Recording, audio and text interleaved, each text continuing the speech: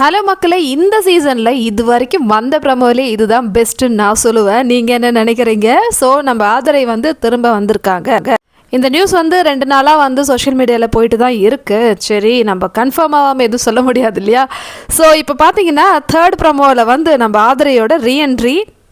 So இது வந்து ஒரே கல்லில் 2 மாங்க, அந்த மாதிரி ஒரு சைடு வந்து கமருதீன், இன்னொரு சைடு வந்து எஃப்ஜே, ரெண்டையும் வந்து சேர்த்து வந்து பந்தாட போகிறாங்க நம்ம ஆதிரை வந்த உடனே அவங்களுடைய வேலையை ஆரம்பிச்சிட்டாங்க. நான் போனதுலேருந்து ஒரே பாலாக இருக்குது அப்படின்னு சொல்லிட்டு கனியம்மா கிட்ட வந்து சொல்கிறாங்க. அதுக்கப்புறம் எஃப்ஜே பார்க்கணுமே, அவ்வளோதான் காலி.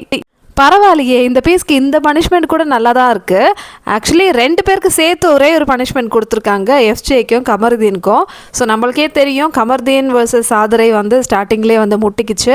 இனிமே ஆட்டம் வந்து செம்மையாக இருக்கும். இந்த டெஸ்ட்டு எதிர்பார்க்கவே இல்லை சீரியஸாக. ஆதிரை வருவாங்களா இல்லையா அந்த மாதிரி ஒரு டைலாமில் தான் இருந்தோம். ஆனால் அவங்களுடைய ரீஎன்ட்ரி வந்து இந்த கேம் வந்து வேறு வழிக்கு எடுத்துன்னு போயிடும்.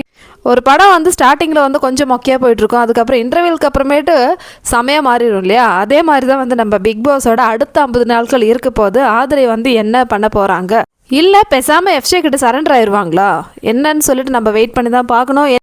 ஆனால் ஆதிரை வந்த உடனே பேசுகிறதெல்லாம் கேட்கும்போது சமாதானமாக போகிற மாதிரி தெரியல. பெரிய சம்பவம் பண்ண போகிறாங்க, அது கண்டிப்பாக தெரியுது மக்களே.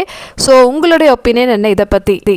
ஆதிரை வந்து ஃபஸ்ட்டு யாரை வந்து குறி வைப்பாங்க, எஃப்ஜேயா இல்லை கமருவா? பாருக்கெலாம் வந்து செம்ம ஹாப்பி, ஏய் சூப்பர்னு சொல்லிட்டு வந்து அவங்க வந்து சிரிக்கிறாங்க.